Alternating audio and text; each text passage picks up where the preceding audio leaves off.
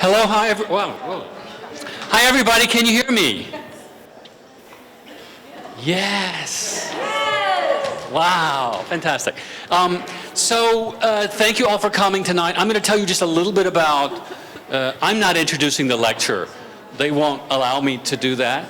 Yeah, but I'm going to talk about, just briefly about the lecture series.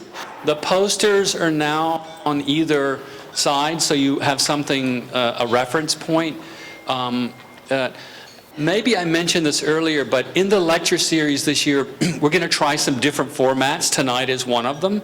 We're going to have a number of lectures in the lecture hall, and then we'll come out here after the lecture and have a conversation sort of like we're going to do tonight. But the lecture will be there first, and then we'll do a reception like this out here.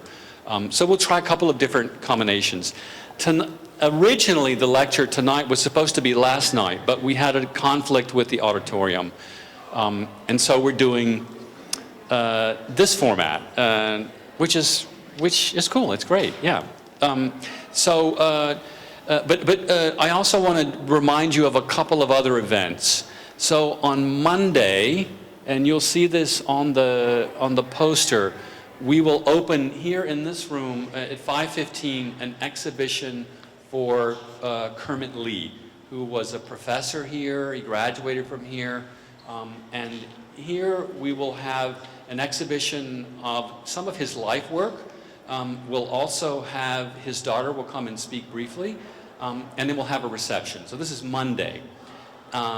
And for the entire month of February, for Black History Month, we'll have a series of other events in this room. Conversations, and the whole idea of this exhibition on Monday is that it's both a memorial or memoriam, it's in memory of Kermit Lee, but also it's a space to have a series of both formal and informal discussions. Then this will close on the 27th of February with a symposium we'll have upstairs, and you'll see the speakers on the poster. And then we'll open another Kermit Lee show in the library, outside the library at a gallery there, for watercolors and drawings he did. So we'll have basically a month of the celebration of Kermit Lee in the space that will simultaneously celebrate Black History Month. And so you can check out the posters and see a series of other lectures. But I just wanted to remind you, especially since this is on Monday, and we typically, the first Kermit Lee thing, and we don't have a lot of events on Monday. So please come back Monday, 5:15. We'll have a reception. We'll do something very much like this, and then we'll open the show itself. You can see it's blacked out now because the show is being installed, and we have the vinyl. It's installed on the windows. Okay, I've talked enough. Thank you all for coming. Enjoy the lecture. It's going to be fantastic. I'm going to give it over to Professor Molly Hunker, winner along with her partner Greg Corso of an ACSA Design Award this year. So congratulations for that. Just announced this week. And Professor Sekou Cook also won award in the same category. So you can give him a hand too, even though he's not here.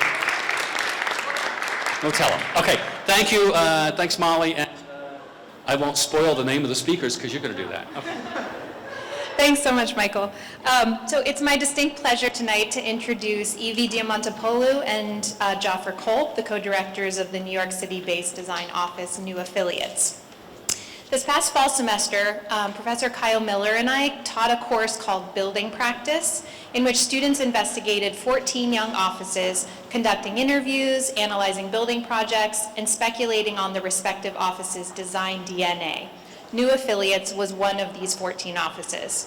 Two of our students in the course, Hannah Michelson and Genevieve Dominiak, conducted an in-depth interview with Evie and Jaffer, which will be published online by the Architects newspaper next month, and tried to get into their unique design mindset, building not only a model of their beautiful and sweet Turnbridge Winter Cabin project, which will be part of the Building Practices exhibition that will open here in Slocum in April, but also constructing the speculative sort of design DNA model that I have on the table next to me, This model, I think, is a particularly insightful combination of Evie and Jaffer's cute geometry inclinations, their interest in material and textural expression, and their significant efforts of material reuse. In fact, Hannah and Genevieve specifically scrounged all the material for this model out of leftovers in the Slocum wood shop. New Affiliates is a young office, having started in 2016, but they are prolific, despite the competitive environment for young design offices in New York City. And this is where one of their unique and special traits comes in, I think. Their projects seem to come to them through a combination of strategic entrepreneurial approach and seemingly lucky coincidence. Though when we look closer, I think it actually has little to do with luck, but rather quality of execution and business acumen. Their energetic interest and curiosity in how architecture is shaped by and in turn shapes local economies and political systems has led them to research partnerships with the New York City's Department of Sanitation, Parks and Recreation, and other governmental organizations, where they have delved deeply into New York City's system of waste and reuse, while beautiful execution of simple material and textural systems has solidified numerous residential projects and recurring exhibition design commissions at both the Jewish Museum and the Shed in New York City.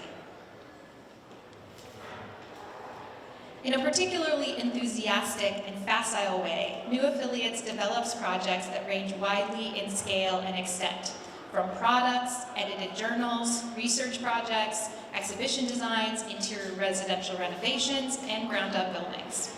They have exhibited in venues from the Storefront for Art and Architecture to the Venice Architecture Biennial and the Onassis Cultural Center, and their work has been featured in T Magazine, Metropolis, Dwell, and Architect Magazine, among many others. Alongside all of this, both Evie and Jaffer also teach. Jaffer teaches at Columbia's Graduate School of Architecture, Planning, and Preservation. Evie has most recently taught at Sarah Lawrence College and is currently teaching at Princeton, where they both received their MArch degrees and developed their productive partnership. And of course, they're also teaching here at Syracuse. We're so pleased to have Evie and Jaffer here this semester as visiting critics and tonight as our lecturers. Please join me in welcoming New Affiliates.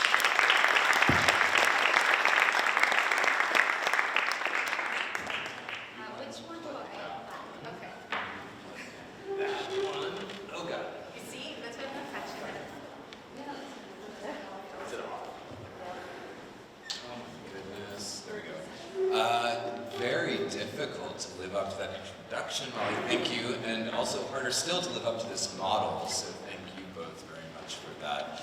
We both saw this amazing study model and wished that this was the house design that we had actually made, but we didn't, so here we are. Thank you, Dean Speaks, thank you everyone for having us here, both as VCs and to lecture tonight. We're super excited to do it and to share our work. I'm Jaffer. I'm Evie. Thank you for being here on a Friday night especially.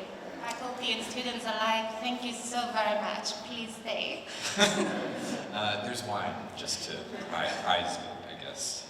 Or, I don't know, bribe you. So we've called, and by the way, someone tell me I'm an incredibly loud person, so me plus a microphone is a recipe for disaster, so just like wink if this is a headache. And I have the exact opposite problem, so if you cannot hear me, also tell me. So we decided to call our talk Forever for Now, just as a kind of meditation on our work and as a way into describing some of the stuff we do. So a lot of the work that we do has this kind of funny relationship to time. We work largely in New York City, as Molly mentioned, and in a city that for us is both constantly moving and constantly changing and evolving, but at the same time is somehow like static and unyielding. So this image of New York as a thing that's both there but always transforming is very deeply bound into the way that we practice and the skill of work we do, which is often, of course, temporary. So from exhibition designs to apartments to commercial spaces, we're always thinking of what came before and what's going to come next. There's a tenant that happened before us, there are leases to be worried about, there's the next design iteration, whether that's by us or by someone else. And there are many lives of objects, materials, places, people, and spaces that we work with. So for us, and for many of these projects, architecture and the architecture that we design wants to feel both new but also somehow permanent. custom made for a moment or an experience, and that we somehow don't want to admit or think about as fleeting, even though it is. But of course this isn't true, as we've all been taught since we were children. Matter can't be created or destroyed, and we know that everything comes from somewhere and eventually goes somewhere after that. And somehow architecture maybe just captures a kind of moment where it curates a bunch of these things together, where it bundles them into a thing, a building, a space, or a pile, and off they go back into the world, sometimes as waste, which is something that we're interested in, but oftentimes as other things. So for us, this idea of New York as this kind of apparatus or backdrop to this work that we do gives us a series of temporary stages to make things that want to be permanent. And so we start thinking about time in very kind of confused and confusing ways. And to confuse you a little more, these observations are all true to the way we practice and the way we think through design, but they're not necessarily reflective of a pre-existing notion we had about architecture when we entered into this partnership. They're rather sort of the outcome of the two of us bringing in our individual interests and kind of interacting with the vessel that is New York. It largely comes out of our work as what we would call quote-unquote service. We see ourselves as primarily as service providers.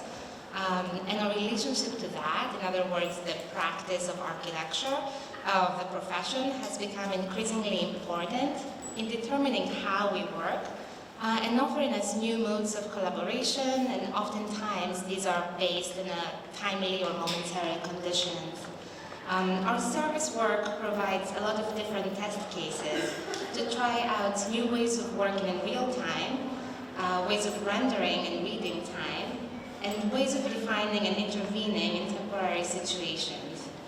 Importantly, our work in service has begun to carve out another kind of practice that we sort of refer to jokingly as out of service. Don't reach out to us, we're out of service right now.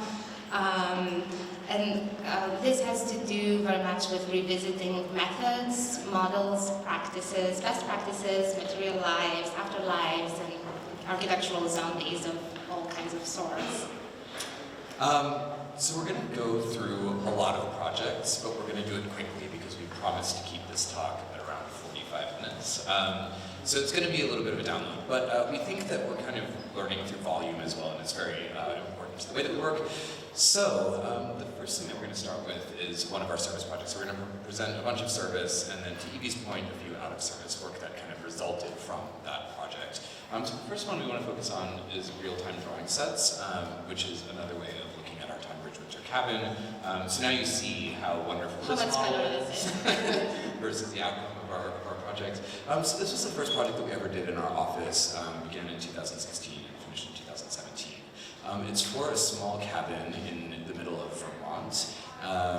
It's on a beautiful site, 65 acres of land overlooking the Green Mountains at the top of this really nice field.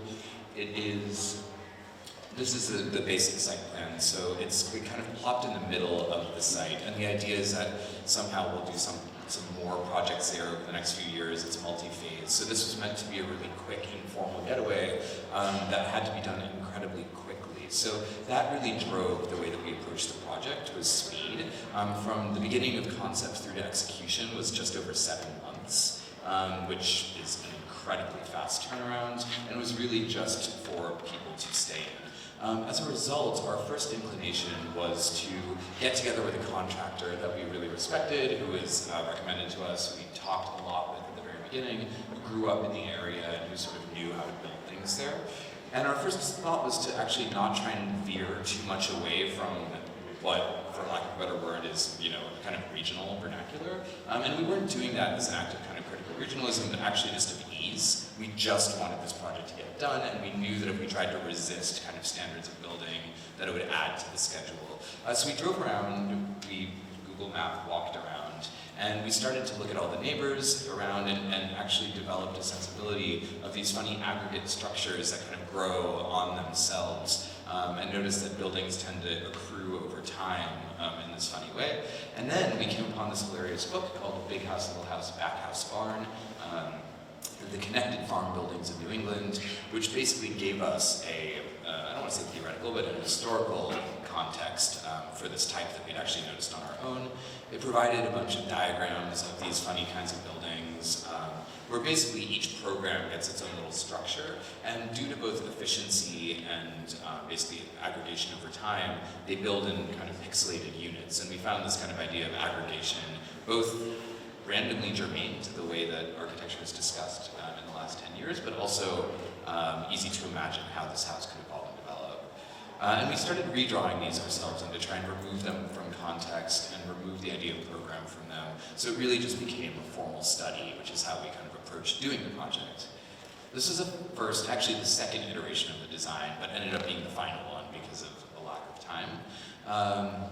So this is the plan of the house, very small, it's about 1,000 square feet.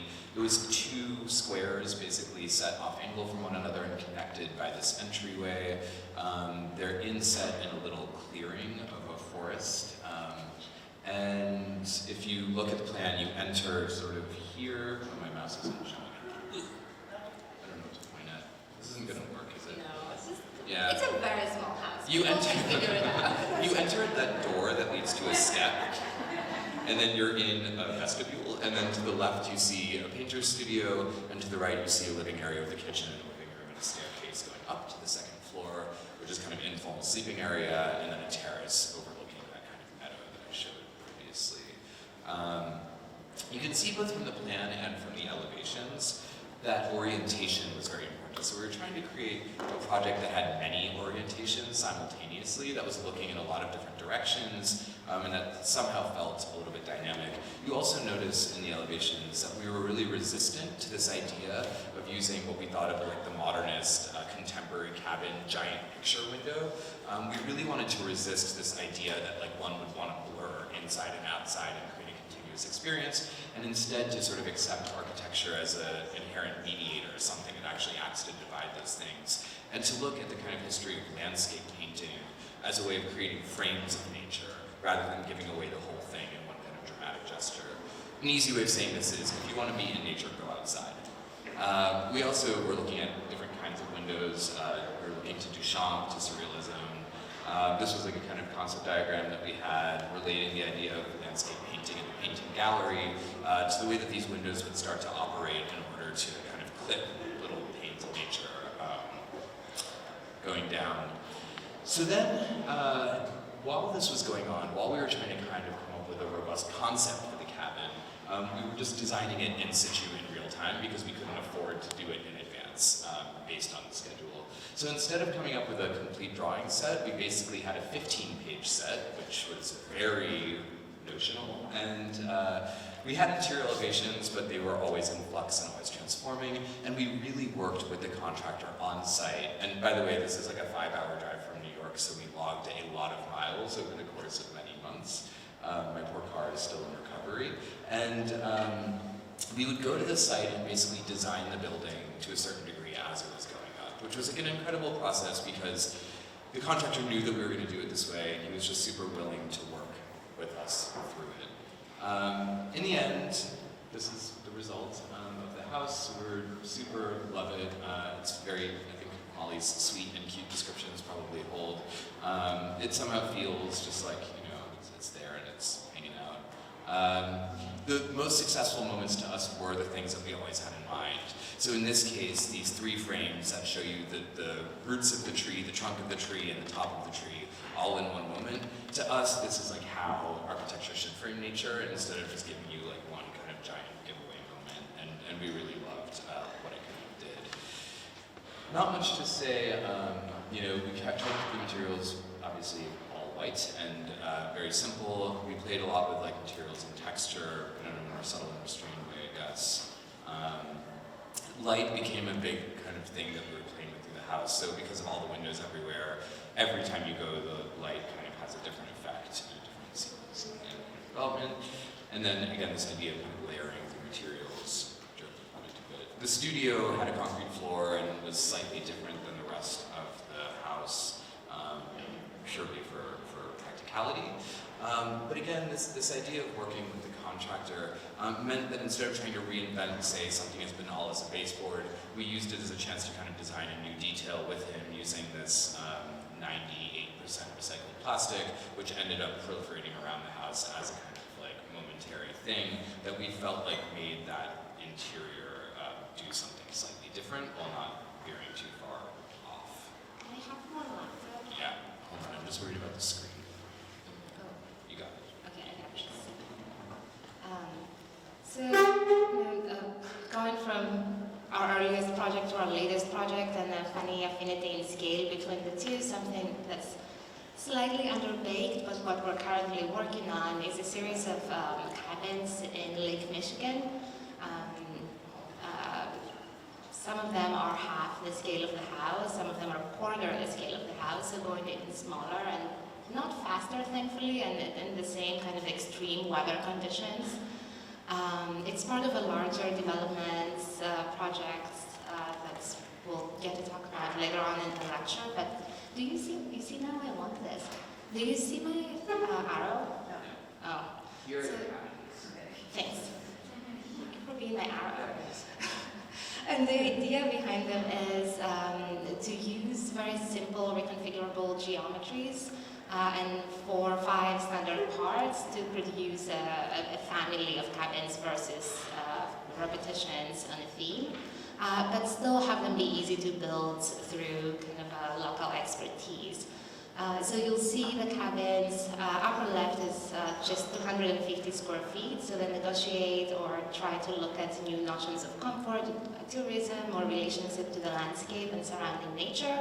And the biggest ones grow to be about 500 or 600 square feet with small lofted beds. Just to walk you through the tiniest of them all, cabin number 1 is just made of 3 squares with a square in the middle, where sort of the different functions become somewhat equal. A nook for the bed, a kind of larger bathroom and a hangout space. And we're working around the same kind of restraints that we had in Vermont. We're not looking to blend interior and exterior. We're looking to make this like kind of sweet and cute is our new favorite way of describing things. Spaces that kind of blend the landscape outside. They're very much part of it, but are a little bit shy and introverted, to stick with the descriptions. Again, we're looking at texture, we're looking at color, and kind of depth and flatness between the spaces. See, most of the guests are very overdressed for the occasion. Which brings us to the other part. So as you mentioned, this was a project that was it's ongoing. We're working on it in multiple phases, and the cabins are kind of the first phase that will start construction in the next year or so. And for this project, we were thinking about trying to stay away from a kind of like, I don't know, this is going to sound paradoxical given what you saw, but like a luxury retreat aesthetic, and actually to embrace the farminess without going full barn. So we thought we'd find another way of accessing that language, which was to use these industrial agricultural structures. So this is an event venue for the same plot of land that the cabins will be kind of serving, and primarily it's going to be used for weddings. So we're making a wedding hall. That's about 5,000 square feet, and again, like most of our projects, it's not super high budget. It's meant to be pretty quick. So what we did is we started calling, before we did any design work, we started calling construction companies and contractors in the area to get a sense of who we'd want to work with on this. And everyone basically said the same thing, which is that they had no experience designing anything except large-scale steel frame barns. So we figured, why resist? Let's just go for it. So we started doing a bunch of research kind of with these construction companies on open web steel joist systems, on inherited systems. Actually, some of you might recognize the image to the left is Ultramoderne. This is a super great, interesting firm in Providence. So we were looking at friends working with some of these inherited systems too for inspiration. The contractors really excitedly started sending us all of their catalogs of information, and they were just like, pick your system and then we'll make this work. And we actually thought that that was a really fun way of starting the project.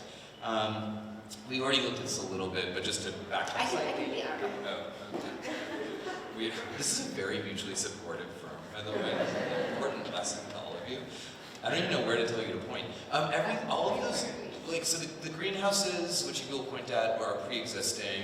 And then our building is obviously that big kind of T plus sized thing that we wanted to act as a kind of node connecting the existing greenhouses to the field beyond where the cabins were. So it's basically a simple act of trying to orient the site in a meaningful way. The top and bottom green thing are existing flower fields. So the client is a flower farmer that's trying to go with like agritourism, not to be confused with agro-tourism. So once we had the system, we decided to make this really simple diagram of the building. There's an event bar and a back-of-house service bar that kind of come together, that are oriented to kind of face the flower farms and the entryway and the cabins. Here's the plan of it. We're trying to go fast just because we're getting through a lot, but the basic idea is that you're sort of pointed here to look at the flower farm beyond, and then you kind of enter into this node in the middle, and there's also a sunken garden kind of outdoor event space, which exists at its opposite. In elevation, the basic idea was to try and make something that looked like a floating A-frame that was kind of hovering above the ground while not actually having to make an A-frame, so we could still use the barn as a typology, but try and create a kind of magic act. It maybe didn't work because it doesn't quite look like that, but we also have a more promising rendering that we took out that has planting in front of that line, so you might think the roof is hovering. On the inside, we wanted to keep exposed the structural system, but to also use kind of more finished materials like polished concrete, drywall, and in this case, some kind of cork-like siding on this like bathroom kitchen bar that you see as a little house inside. That's pretty much it for this project. But I think the important thing for us was really thinking through how to take something that was readily available to us and try and retrofit it, I guess, to a different kind of program than it would normally be accustomed to. In the next couple of projects, we want to look at our interest in materials, and we found through working with a lot of existing conditions that we need to kind of invent a new idea around coordination. We think about coordination as just a way of having the different fields talk to one another. We talk to our MEP and our structure, but really we also need to coordinate with what's there. This was one of our projects in East New York. It's a large existing building that was once started as a factory for tea bags, then became a kind of community space, then became a religious space, and was left standing for a couple of decades. It was a total mess when we arrived. Nothing worked. It's a huge building. It's 200 feet long, so that's almost 2 typical Manhattan blocks, and only 30-something feet deep here on the side. And our very first act was like, we don't know how to deal with this. Let's demolish the interiors and see what's there. And what we discovered was that there were spaces within spaces within spaces, because each tenant was not dealing with it and building inwards. So I came upon this expansive, large interior space that was coated with all these particularities, especially bricks have such a way of being time-stamped. They begin being kind of inconsistent and kind of red colored, and they grow 90 years later to be big, anonymous CMUs that are perfectly industrial. So that was the end of our phase 1, to just get to know what we're working with. And we realized that our conventional drawings were just not good enough. Our interior elevations, our hatches of bricks were just not there for us to negotiate with the existing conditions. And we started inventing what we were calling vignettes, and designing through just the particularities of missing joists in certain locations, or the structure of 3 generations ago that had no performative value anymore poking through, or our newly added structure, our supports and systems of many different, from many different decades meeting, or building deficiencies. So all of these became generative moments for us of how to negotiate bricks that were missing with drywall that was new. And this is the elevation of the building, where our interventions begin to manifest themselves through leaving bricks exposed. To walk you through the plan, you enter at the middle where you see the double swing door, and you arrive at a common space that is a kind of informal, yes, be my arrow, thank you. It's a kind of informal hanging space or gallery. Behind that, there's a common space. It's quite dirty, usually mop sinks and slop sinks and all the things artists use and bond over, and bathrooms behind that. And then on either wing, you get individual art studios that attach themselves to the windows. So the back dark back of house is all circulation, and the studios in the front. And you'll see that the studio is made at a 45-degree angle. Our client yelled at us when he saw it the first time. He was like, "You guys are designing." And we're like, no, it's practical. This is for them to move large things into the studios. When you turn at an angle, there's more space. So that's how we got to make this. There's an apartment studio, living space in the front, up on the top. This is a view of the side, and you begin to see our kind of brick infill on the facade. This is the entry space. We really enjoyed the discrepancy between everything that's added being really shiny and sharp and white and plastered or drywalled versus this 30-something different kinds of bricks in the back that we just archaeologically left untouched. Some views of the common space. This relentless half of a corridor between the existing building and the studios. And some of the interiors of the studios where you begin to see that the large-scale design is identical for all of them, but then the existing location of the windows or the former structure puncturing through the walls begins to identify each one of them as slightly different. Some views of the top floor, and our favorite kind of comparison of a new window versus the existing window and the sort of tension between the two. So in that project, we were looking at sort of historical time and how to kind of weave historical time into the present. The next series of projects I'll go through quickly are exclusively about our exhibition design work, and the way in which part of what's interesting to us about exhibition design is this idea of writing and rewriting space and architecture over and over again. And because exhibitions go so fast, this is actually a thing that you can do and see and experience really quickly and firsthand. So this is one of our favorite references, the Vienna Secession building, that you sort of begin to see through a series of dozens of exhibitions. This was a building that just became many things and had many lives over a condensed period of time. Our version of that is a much messier diagram, which is the Jewish Museum, which Molly mentioned in her introduction, is one of our ongoing clients. We're currently, I think, on our 5th project for them in the last 2 years. And we decided to make this kind of diagram that showed, I think, 3 of our projects overlaid onto one another to sort of look at the way that the building itself becomes super supple. So then I'm just going to present 3 exhibition design projects, but very quickly and without too much context. But to give you a sense of how, for example, we like to use the wall and space as a way of kind of generating new spaces within the building.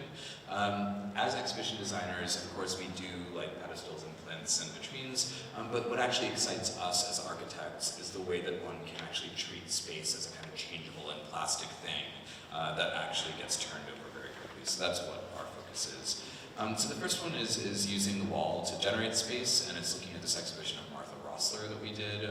If you don't know Rossler, strong recommend. Everyone should become familiar with her work. She's incredible. We did a very quick reading of her work to her, which was terrifying, where we basically looked at how she reads New York City and space and urbanism and contemporary life at this kind of off-angle view. So we literalized that in the world's dumbest architectural metaphor, and we took the kind of standard rectilinearity of the gallery and we gave them a kind of 45-degree system as a way of taking a system and then kind of bending it into something new and sort of counter-axis.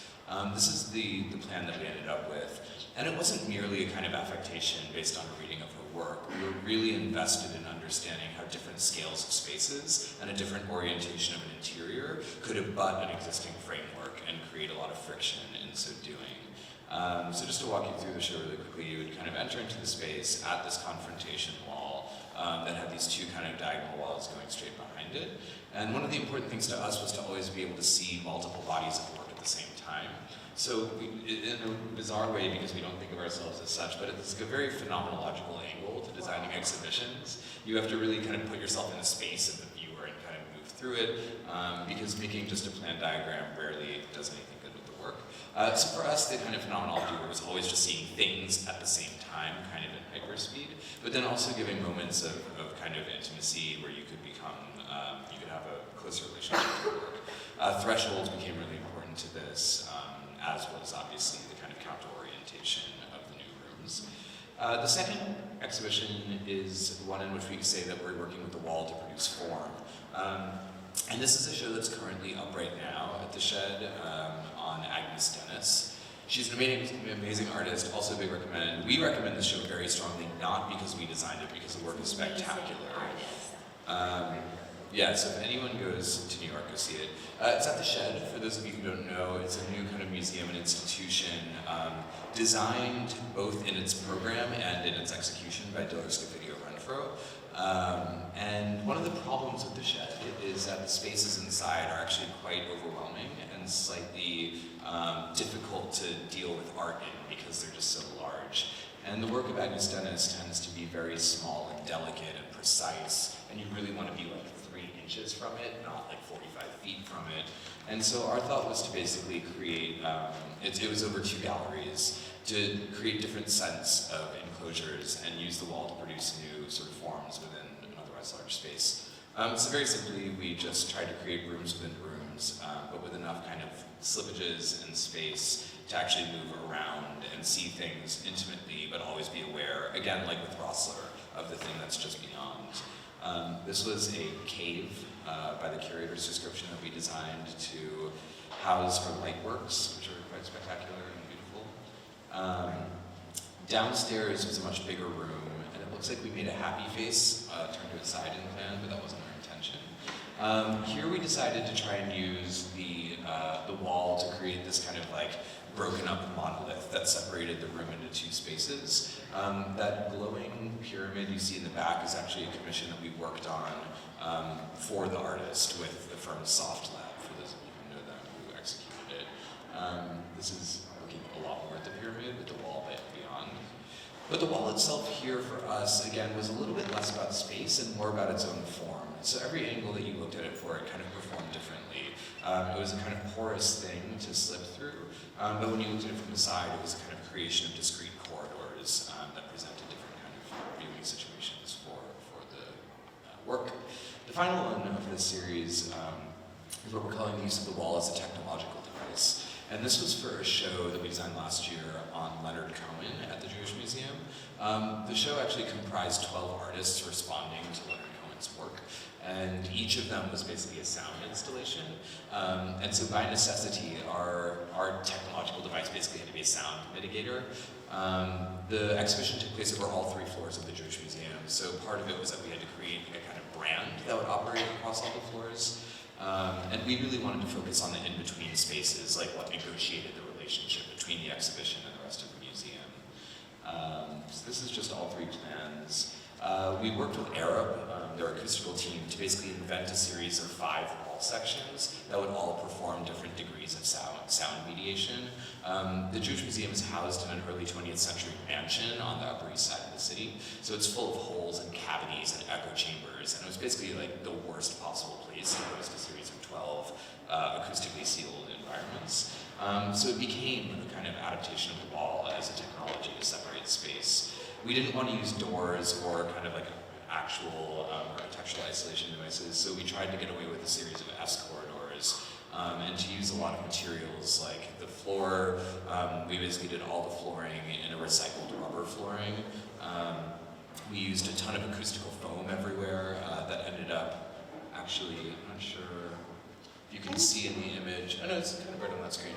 It was this like kind of darkened acoustical foam that both performed to kind of manage the sound, but also became a decorative element, like a kind of, I don't know, piece of ornamentation that allowed one to know when they were in that part of the exhibition that we just kind of played around with as much as possible. And then viewers could actually like lean against, which was nice. So the installation that you can see when you get up to the 2nd floor to the kind of main piano nobile, like ornamented space, the foam starts to actually act to orient you. All the way up to the 3rd floor where the permanent collection is, but they carved out this little, basically, single gallery where the exhibition continued. So sort of branding it became really important. So for us, I think these exhibition projects, in and of themselves, I don't think we want to do an entire lecture on one exhibition design because they tend to just be like a little bit I don't know, again, to Evie's point about service, we're not trying to assert ourselves beyond supplementing the work of the artist or the show that we're dealing with. But for us, when we start to read across them over all the designs that we do, we begin to get a sense of how we're developing a kind of way of relating to space through that work. And that kind of leads into a parallel project that is not entirely out of service and not entirely in service. It's a funny place in between. We've been calling it Museums Remodeled. And it deals precisely with our own guilt over producing all this trash. You know, we design things, we go there, we make sure they're built perfectly, and then 3 months later we're there seeing them being torn out and into a garbage track. So when we were hired to do Leonard Cohen, we reached out to the Department of Sanitation, apropos of nothing. We're like, hi, we care about this. We're making this expansive 2.5-floor exhibition. Can you please work with us? We would like to sort of figure out a way to stream the products of our design into something useful. And the observation was very simple. This is quite nerdy, but it represents the 2 floors of the Jewish Museum, with blue being active construction in the museum and white being purely exhibition spaces. So you see that half the time the museum is under construction. It's, to us, mind-blowing. And products of this construction and deconstruction and demolition are oftentimes vitrines and pedestals and entire walls and caps and bonnets, all kinds of trash. So to just revisit the project with our hidden agenda this time, the way we selected materials and the way we affixed them had to do specifically with how we could get rid of them 6 months down the line. So on the one hand, for instance, we selected this recycled rubber, not because it was recycled, but because, unlike carpet, it wouldn't deteriorate after a few thousand visitors walking over it. And it didn't need to be affixed because we specified the material that was thick enough. And the same with everything you see here. More importantly, on the right, we made a list of every single material and gave it to the city of New York 9 months before it was available. So, nerdy side, not cool design, but still something we're very invested in and kind of builds onto hopefully a larger project. And some of the invisible details were totally, dumb. For instance, the acoustic foam, instead of stapling, we just took the time, or the museum took the time to put onto blue tape so that you could easily take it off and give it onto another life. So detailing becomes important, same with the floor. Vitrines. At the end, there's a concept drawing of the museum sending materials out into the city and beyond. 75% of the exhibition was able to be recycled and found new lives, except the drywall, which was a big problem, to go back to our landing site. Fortunately, shortly after, we got invited by the Art Biennial Performa to contribute a performative lecture. We didn't know what that was, but we knew we had trouble with drywall, so we said, okay, let's figure out what happens to drywall. So we drove out to Pennsylvania, which where the largest recycling facility for drywall is located, and tried to better understand what this industry is, how does drywall have other lives, and why does it end up contaminating landfills and becoming a huge problem. And then we felt obliged to look at the entire lifespan of gypsum and drywall at large. So on the left you see the mineral of gypsum. We were surprised to know that it's not infinite. It's considered infinite because it has 300 years of living or of mining ahead of us, according to USG. But at the same time, 300 years is pretty measurable. And it does have some additional uses. For instance, it becomes animal bedding for farms once recycled. Supposedly it helps certain vegetables grow tastier, according to the recycler, including tomatoes. Some of it ends in toothpaste. It's all information we found. It's truly fascinating. And then we looked at exhibitions closing in New York City that particular month of Performa, of our installation. And we called them all and said, hi, you're demolishing, can we please pick up your trash? And they said yes, and we made a list and cataloged all the pieces. And wanted to use these pieces to revisit our idea, our collective idea of the white cube. And we've inherited this idea that art is meant to be exhibited in this timeless, apolitical space that sort of gives it the infrastructure to be read regardless of whatever is happening in the world beyond it.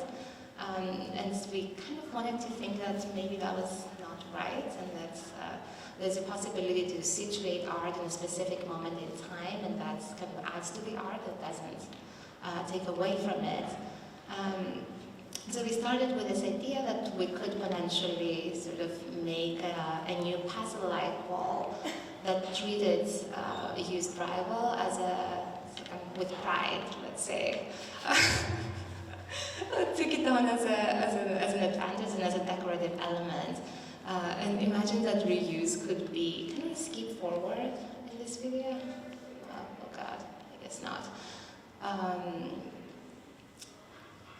It could become this new ornaments.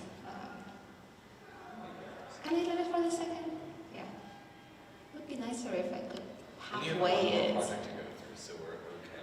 Oh, we're good. It's just like a 45-minute video. I sort of feel like you might be able to predict the end. We just keep putting drywall on. There was a question of where the ending of this project is. Does it end when all the drywall is up? Does it end when we mat it? Does it end when we paint it just once so you can see some of the scarring? Or does it end when we do 5 coats of paint and then the relief becomes extremely subtle? I think we should skip It's this. basically like putting a big puzzle together, which was kind of enjoyable. It's extremely counter-efficient. It took us 2 weeks to build this wall. We also didn't know how to build anything closely, so you have to factor that in. One of the things that was nice actually about this, and I know we're not actually trying to slow down that much, but in the act of picking up all the drywall from museums and galleries around the city, it really helped make more robust our relationship with the Department of Sanitation, because the idea with that project is that we're building a kind of an inter-New York institutional network of different kind of partners to help us tackle this problem of reuse. So it gave us a kind of in to be able to contact them and say, hey, we want to pick up your drywall, we want to come by. And then every person we met was like, oh, I've been trying to work on something like that for the last few years, I don't know what to do with it. And so yeah, it helped us kind of reach out to people with a kind of reason that resulted in this semi-absurd outcome. But it's also because architects were so removed from physical making at this scale that it was meditative and a very fun week. It resulted in this kind of scarred white cube gallery that allowed for relief and ornament and placed the work within sort of a material context. It was the first wall we ever made, so also forgive any craftsmanship problems. So this is the last project we're going to show. The last problem we're going to show. Also the last project we're going to show. And it seemed appropriate to end on, but also relates a bit to the drywall project in terms of finding afterlives for objects. But in this case, much bigger objects than the drywall. So it's called Test Beds, and it's ongoing, and it's actually at a very exciting stage right now because we think within the next 4 months, one will be completed, our first pilot one. So we're very happy about it because it's been about a year and a half. It's a collaboration with a good friend of ours, an architectural historian called Sam Halby, who's at Columbia. And basically, it came out of this observation that there's this kind of weird wasted resource in the architectural mock-up. We assume that most of you know what a mock-up is, but for those of you who don't, it's basically a small fragment of a building that's built to test either visuals, visual properties or performance. And that's usually built for a building that's elaborate in some way that requires a system, curtain wall, a detail that needs to be tested out. They cost a lot of money and they take time to build. They typically cost somewhere between $1 and $400,000 or $500,000. And as soon as they're reviewed, they're thrown away. And they're built out of the actual materials of the building in order to test them properly. And they represent this huge amount of investment, both in terms of time and resources. And we thought it was just so ridiculous that they get trashed. So we started looking around at mock-ups. We went to a few facilities to visit them where they get tested. There are whole graveyards that are just acres and acres of these standing and kind of sad fields, just like waiting for time and its vicissitudes to wash them away. It's very tragic. You might recognize some of these buildings, the Foster's Hearst Tower on the top right, Diller Scafidio's Some Building on the top left, Neil Denari's Highline 23 in the middle row, and the Nada Building at the bottom. We've approached a lot of these firms who are all like super excited about donating this kind of intellectual property to us. This is trash and we're sad about it. This is a goofy time diagram that talks about, like, obviously the lifespan of a building being indefinite, the lifespan of the mock-up being finite and ending in red X. So our very simple provocation was, what if they had an afterlife, these mock-ups? And we started brainstorming what an afterlife might look like. And, you know, I don't know why, but it sort of occurred to us that there was a funny resonance between the scale of these community garden structures around New York. I guess it's because we're just always, you know, wandering around the city. And we suddenly were like, oh, there's a parody here. So what you see here is a bunch of little sheds, casitas, which are little houses that are basically just kind of like outdoor living rooms, greenhouses, cold frames for growing, etc. And we just immediately kind of jumped on this and said, okay, like we have these fancy high-end structures, and now we have these kind of dilapidated sheds that a lot of times need to be replaced. So our first thought was to go to the New York City Parks Department and basically just pitch them and say, hey, is this even possible? We know there's obviously a lot of legal things to worry about, etc. And they were shockingly enthusiastic. And I think one of the things that we found in our work with the city that Molly kind of alluded to in her introduction is every time we've gone to the city with an idea, they've been super receptive and really, not just kind, but enthusiastic and excited and willing to give over resources to us. So we always recommend to anyone that just like reach out to the city, call the city, call New York. They're waiting for you. I mean, part of this comes from my partner works for the city, and he's always saying that like there needs to be a lot of design thinking in the city, and no one knows how to talk to architects. So I'm always going to give us work. But to be clear, we never call your partner. Yeah, Never get involved. No nepotism. No nepotism. It's just like, we are okay with people calling us. Call these other departments. So the kind of funny corollary of the story, once we started working with the Parks Department and identifying the community gardens, was to understand that, like, actually, where all of these fancy high-rises are being built in these concentrated development zones, like Central Park South or Hudson Yards or the Financial District, is the exact inverse map to where community gardens are in the city.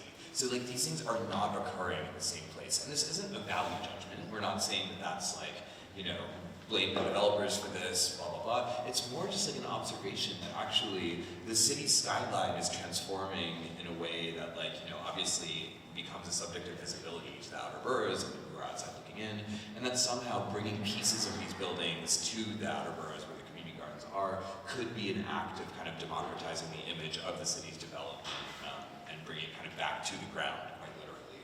So we really liked that kind of, what we're calling in this diagram, an urban bridge that links the community garden to the building. These were some kind of silly early tests that we did. This is what we presented the city with originally, that were just pure speculations, like what if we took a window and turned it into the front of a shed? What if we took the Hearst Tower mock-up and turned it into the roof of a casita? We really liked the idea of disorienting the mock-up, so to kind of have a new life entirely. And this is our pilot project, which is sort of happening right now. This is a condo building in Tribeca called 30 Warren, which is done by someone who we've known for a while as an architect and who got in touch with us. This is the mock-up that we have, which you already saw in our early rendering. So you see on the left, like this is this amazing concrete facade system. It's cast onto corrugated boxes with the paper ripped off, so it has this like amazing kind of corrugated texture to it. And they tested fabrication and then built it around this $50,000 window that they were about to throw away when our friend got in touch with us and said, please take it. So we worked with the city to identify the appropriate garden, which is in Edgemere, for those of you who don't know. It's just to the south of JFK Airport. And this whole middle zone between the building and Edgemere is Brooklyn and Queens, so it's quite a distance away. But the city thought that we would have a great relationship with them because it has like a highly active group of gardeners. It's being built kind of, like the garden itself is being built now, and the mock-up will soon be getting built there too. But they were really enthusiastic, and we started all of these conversations because their community gardens involve a lot of kind of FaceTime and understanding needs of what the gardener designers want / what they're missing. Every garden is different, so there's no kind of like catch-all. And once we know the mock-up, we then have to figure out if that works for the garden. So we always describe it as trying to thread like 5 needles that are all slightly askew from one another, because so many things have to come into alignment for the whole project to work. This is a site plan of the garden. The yellow box is our structure. You see number 5 at the bottom of the screen is the entryway into the garden. At the top of the screen is a bunch of planter beds. And actually to the left of our mock-up is a second part of the garden that they're taking over that's going to open in the next year. So our sort of part of the project will be a gateway between the 2 halves of this garden, ultimately, which is why we asked to site it there. I don't know, this is actually a building diagram of an earlier iteration of the project that was quite a bit bigger. But we do try and think about, like, not just environmental issues, but, rain catchment is big when you're trying to have a community garden. So just making sure the systems are actually working for them. Our idea for the building itself was to get around permitting by basically making 3 small enclosed structures all sat under a big roof. So they're all under the square footage that would require them to get a DOB permit. So this way we push the project through a little bit faster by having a kind of collection of things. And then also we get to have a big covered outdoor space, which is important for gardeners as well. So you see the big roof, you see the greenhouse to the left in the elevation, and the mock-up to the right, kind of nestled in. It looks like it's wearing a baseball hat, I think. Here's a view just looking into the window. And again, like the kind of perversity of the project unfolds in a way that we are constantly intrigued by. So this idea that this window was once looking onto a showroom of a Tribeca condominium in, I guess, the West Village, and is now, framing this view into this community room just feels great to us. And this is just, I guess, the same image. But I think one of the reasons we wanted to end on this project is that for us it really does represent this kind of bridge between the forever and the for now. The way that timescales kind of collapse on each other in projects we find most appealing, that feel like they're adaptable and part of another system of flows, but that some of them may last, hopefully. Yeah, and the idea that each project is a conversation, and the conversations are ongoing, and we continue to sort of inform our design. We're always quite agile and sort of open-ended to the materials that might come our way, or the collaborations that will come out of it. And each project has an afterlife and a life after that. But we're done now. And thank you. Thank you. For not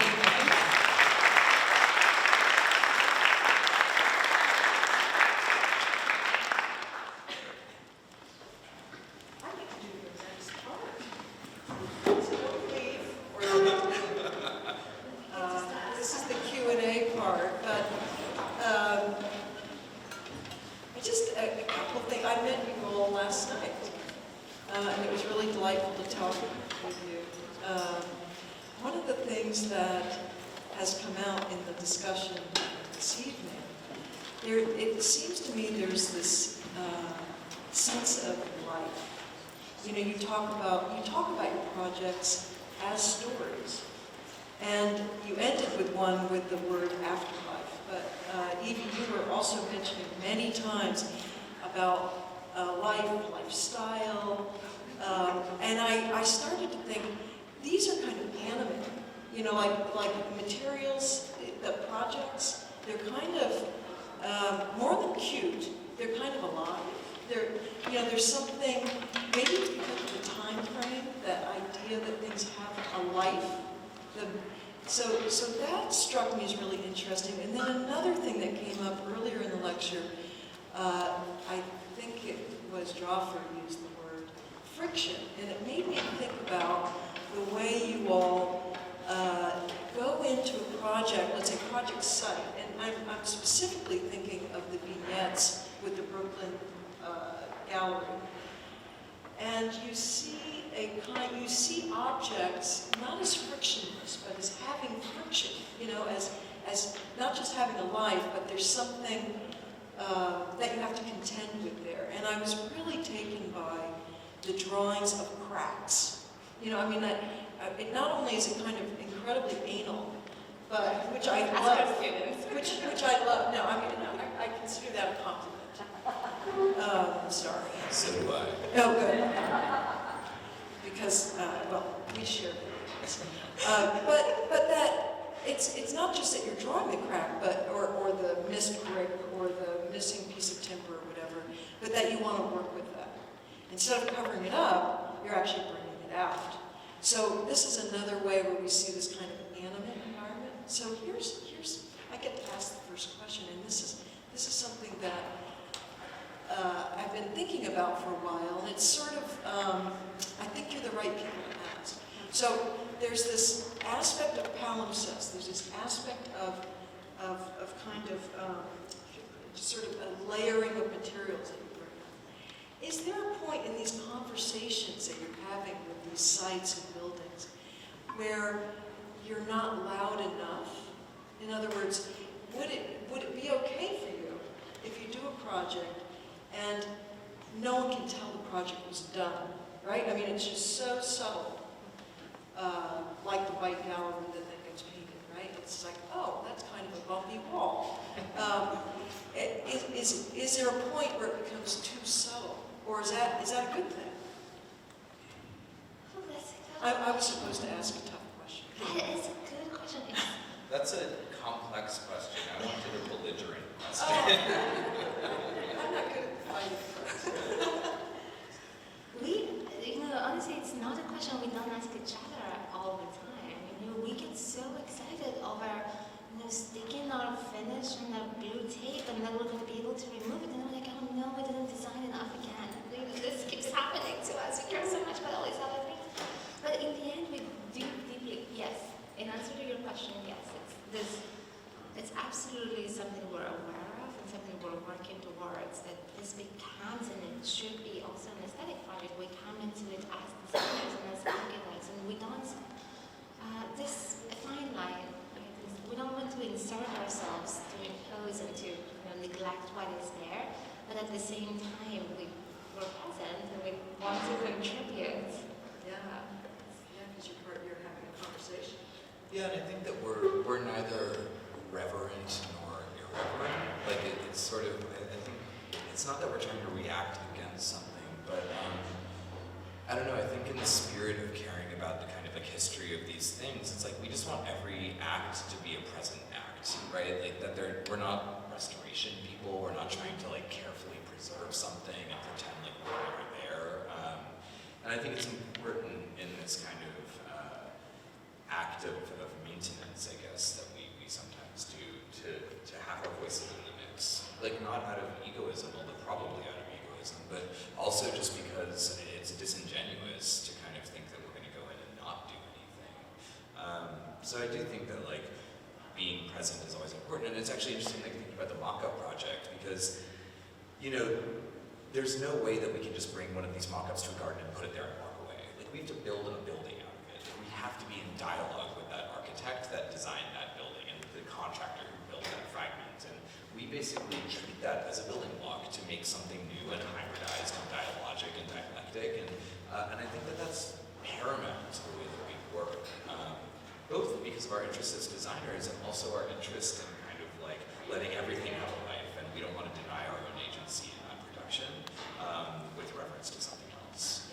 And it's true that in a way we're very interested in being dialogic, but in a way we are setting up multiple dialogues where we are the common denominator, right? So we are in conversation with the gardeners, but also the architect, but also the fragments. And via being the mitigators of the multiple, we sort of insert ourselves through as conductors, I'd say. Yeah, that's great. And don't get me wrong, I mean, I totally respect it and admire that kind of viewpoint.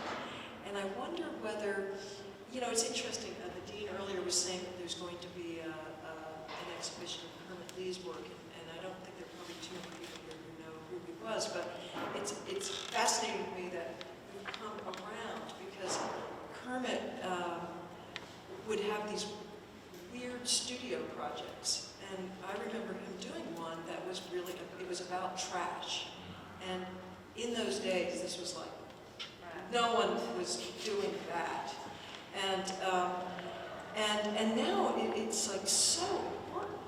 I mean, I think this whole idea of reuse is so important. So I'm just going to ask one more question, then we'll open it to the floor. do you, if you guys really make it really big, right? And you start to get these bigger and bigger commissions, do you imagine the reuse part will go away, or will it always be in there? If someone gives you, I don't know, the new Brooklyn Museum to do or something like that, would reuse, do you think it's part of the way that you think about your work? I think so. That's a belligerent question. But also it's good. I think we're not interested in being dogmatic, which is maybe just like the most lazy form of rhetoric ever. But I think we really care about it. Like, we didn't invent this project because we wanted to like get seen or kill time. Like, we invented it out of an actual sense of guilt, and it wasn't predetermined, as Evie mentioned in the introduction. This isn't like a shared interest where we were like the reuse kids at Princeton 10 years ago, and now we started a firm together. It happened out of practice, and it happened because we kept seeing our exhibition designs getting torn down in front of our eyes, and we're like, this is just so absurd, we can't fill another dumpster, we're just walking away from practice. And so a lot of the interest in reuse came out of a kind of sense of ethical necessity, I guess. That said, if someone invited us to do a museum, I don't think our first thought would be, okay, we need to do a concept presentation where we get them to agree to let us build this out of a reused something. I think that we would sort of find a way in that felt right to us, and I think like we're always going to be driven by the same ethic that led us to reuse. And I think it's not what we constructed our practice around, but it's like what we like to do right now in a way that feels like it can be productive. And even with the gardeners and the mock-ups, like that project made sense to us when you look at a history of community gardens in New York. They're always made out of found materials. Like since the 70s onward, they are a kind of orchestration of extant material that comes into new alignments. So working on the mock-ups with regard to that project, like it made sense.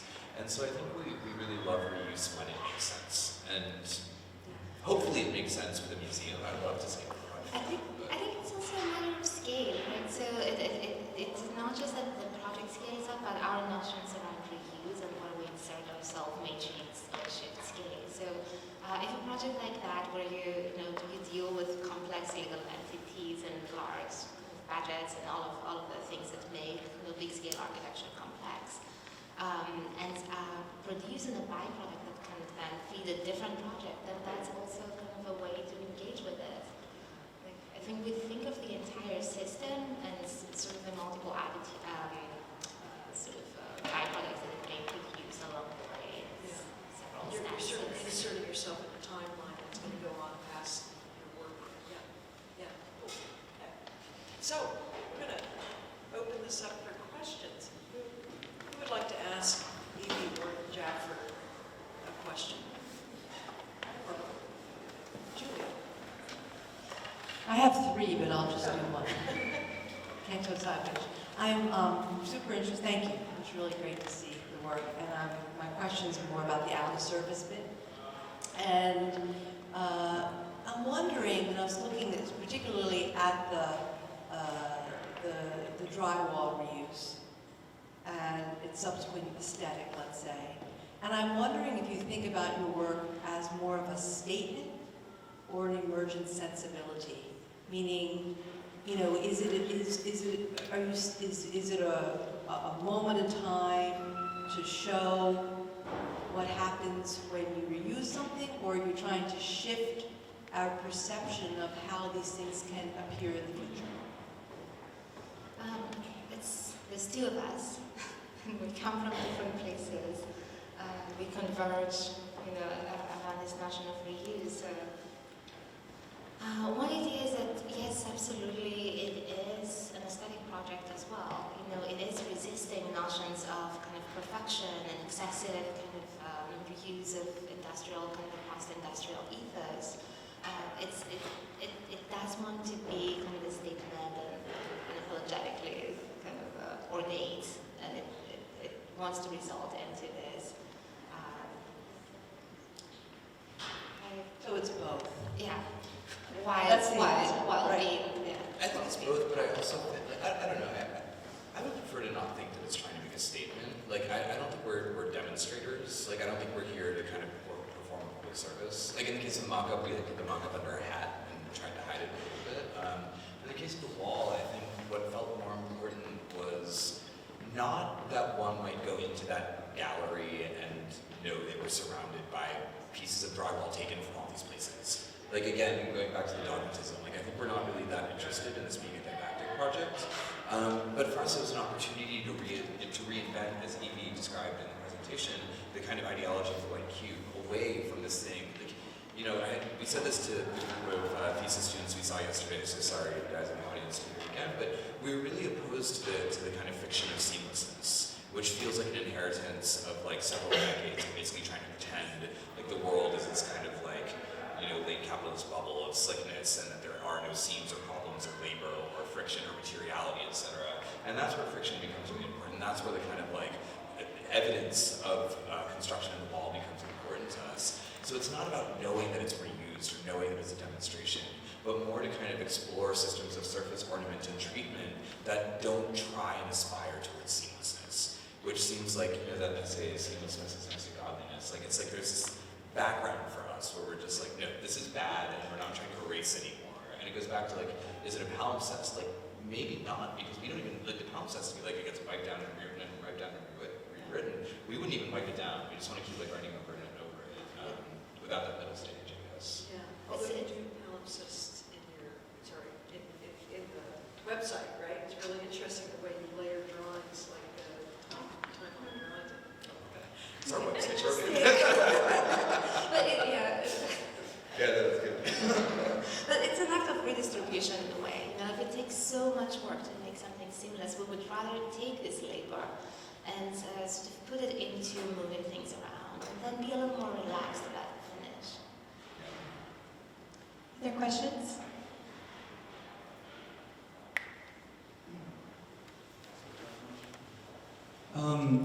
Thinking about like exhibition design and how objects in a gallery setting are treated as having a certain meaning or symbolism beyond their literal material, and thinking about how in some ways you personify or give stories to materials and their usage.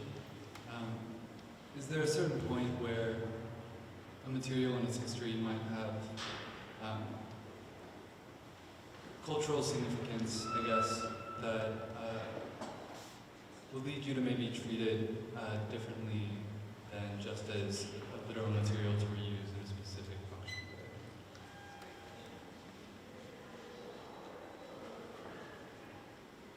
That's such a good question. I'm just going to say it's a good question so slowly that one of us thinks of an answer.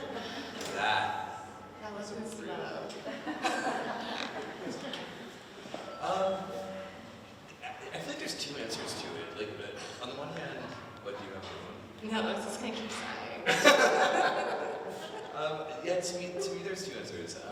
One is about actually to take you quite literally in your analogy and think about the materials on display in the museum before getting to the materials that we might want to give our lives to.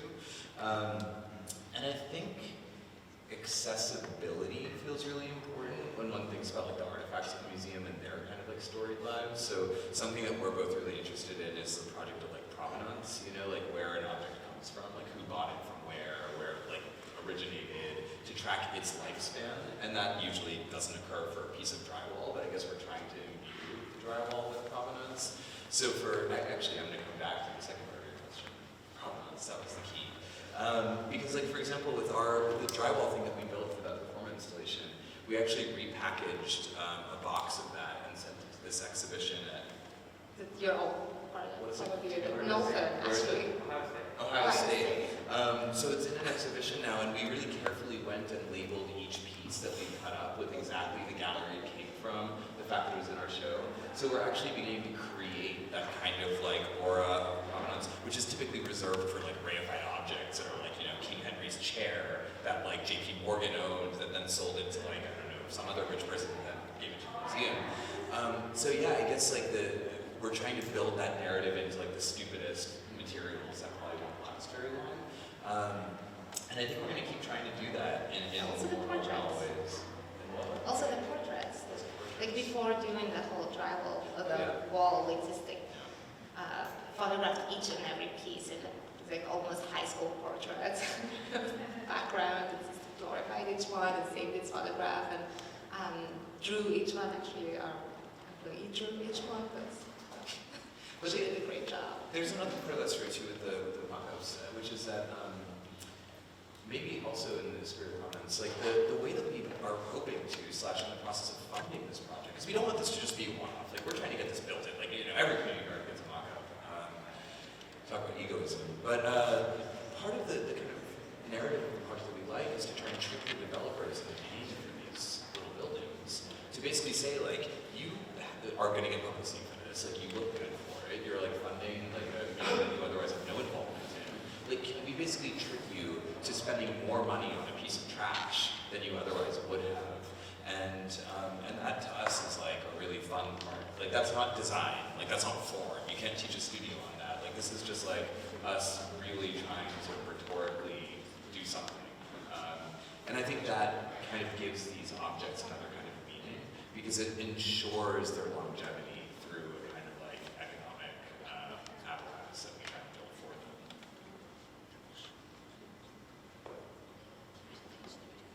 Other questions?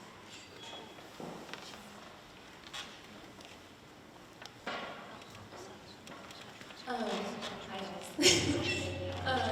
So to piggyback off of that question, I heard you guys talk about like the timeline embedded into these objects or like building materials, and it's clear that like as someone else would look at a piece of drywall over time, it would lose. I don't know, like the quality would go down. It would be like people would see it as like less pure. How would you like start to think about someone's perception of getting like this like fallen apart piece of drywall put onto their wall and their art being put onto this like basically like wall of trash that now exists on the timeline as a wall again? Like, don't you think that sometimes they would see that as culturally like an issue? And I'm just saying this is like, it's like super interesting and like a really great lens to be looking at these materials, but like this is something that I think about. Like I'm curious what happens when people see this as trash, even though it's great. Yeah, no, it's again something that has come up multiple times. We designed this public art installation with a mock-up, and it felt like such a polished design, and like there was one. We talked about waste streams in our description, and the word waste aggravated the community board. Like, no, this is people are going to see waste. I'm like, no, this is a $200,000 assembly. Like your budget is like a sixth of it. This would never be able to be done without this donation. It's perfectly waterproof. It's untouched. There was no way to take it away from them.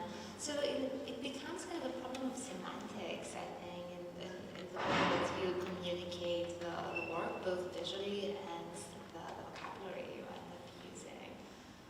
So you spoke, Bruce, about kind of tricking people. I think once we're able to have a group of concepts for each kind of test case, then it becomes mandatory that it can proliferate and continue to happen. But also, that's where our challenge as designers is for all of us collectively to make things appealing enough to sort of have one let go of the preconceived notions of something that is used. There's this book called Rubbish Theory. Does anyone know this book? I can't remember the name of the author, so I don't know this book. I know this book called Rubbish Theory.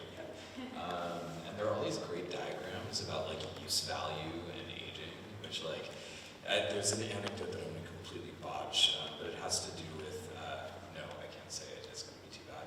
But basically, the thing, value is subjective, obviously. Like we describe some things that are valueless as full of value just by virtue of where they exist in kind of desire change in the market, and other things that may be quite valuable, like building stock that someone has decided is like not good enough, become completely valueless. And I think that this idea of like the elasticity and the plasticity of value is one that we think about, even in terms of like diminishing, I don't know, the physical nature of a piece of drywall that like starts to crumble over time. And I don't know, the only thing I could think that would happen in that scenario is that the kind of wall itself gains and accrues value through kind of giving it that, like, which is why the answer about provenance felt like kind of our way out, which is do these things begin to accrue another kind of value when their materiality is decomposing by virtue of being part of something that like builds its own narrative?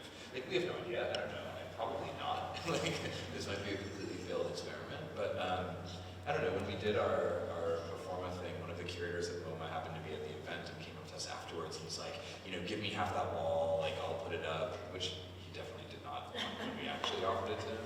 But he said he wanted it, which felt It's different. still in Ohio, it's okay.